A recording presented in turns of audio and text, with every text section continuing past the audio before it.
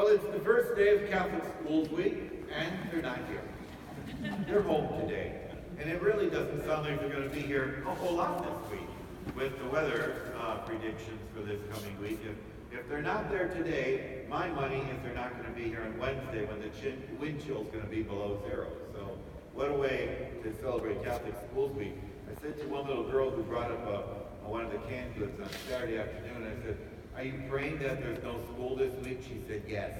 She said, "Starting Monday." That little girl's prayers were answered today. Look at that. It's not even that bad this morning.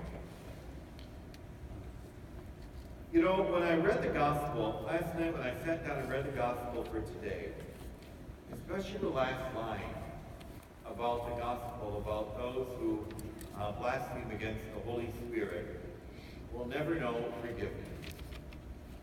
I thought a great deal about some things I've read in the last week about people taking a stance against their Holy Father. About people who aren't accepting the ways of Pope Francis. The people who don't like his agenda. The people who aren't accepting or teaching what Francis is calling us to. Do we still believe in the Holy Spirit in that whole process?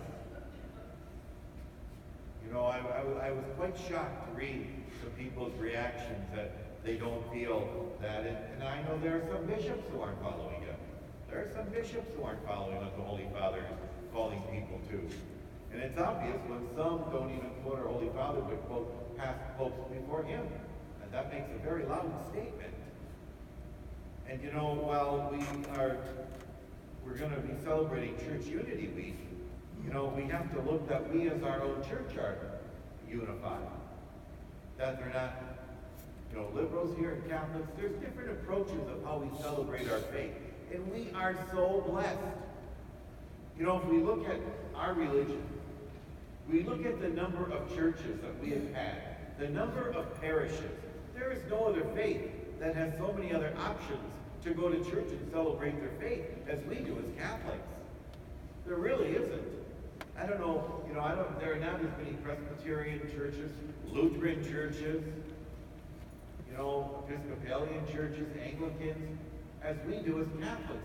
And if this parish fits people's needs better, that's great. And if another one does, that's great. But I don't think we should put others down.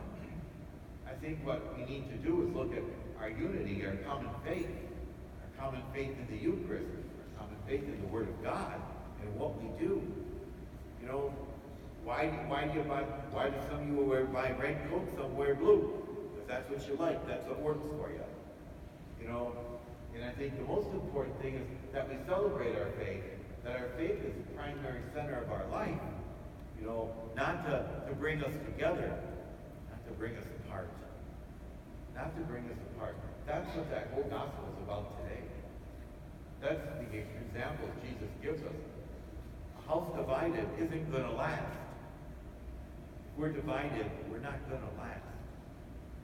Our church has gone through some very challenging times in the last years. And unless each one of us tried to build that church up, it's not going to last. It's going to fall. And we're going to be part of the crumbling bricks of an old thing. We need to bring strength to the church. We need to build it up. We need to find our unity. We need to be a strong church. We need to do that, to be a welcoming place to bring people back who wandered away.